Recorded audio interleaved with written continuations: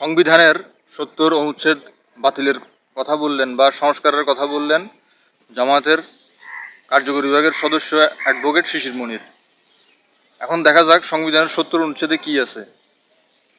তিনি একটা কথা বলেছিলেন যে আজকে রাষ্ট্রপতি নির্বাচন উপলক্ষে কোনো উৎসব নাই, রাষ্ট্রপতি কি হবে সেটা আগে থেকেই বলা যায়। তো ৭০ অনুচ্ছেদে যেটা আছে সেটা হলো কোনো সংসদ সদস্য তার বিরোধী দলের কোনো প্রার্থীকে ভোট দিতে পারবেন না, এবং যদি দেয় তাহলে সেটার জন্য তার সংসদ সদস্যপদ চলে যাবে। তো তিনি কোনো দলও ত্যাগ করতে পারবেন না সংসদ সদস্য থাকা অবস্থায়, এতেও তার সংসদ সদস্যপদ চলে যাবে। তো এটার দ্বারা একজন সংসদ সদস্যের কোনো স্বাধীনতা নাই, মানে দলের বাইরে কোনো কথা বলার। দল যদি অন্যায়ও করে সেটা তিনি বলতে পারবেন না, বলতে হবে এটা ভালো।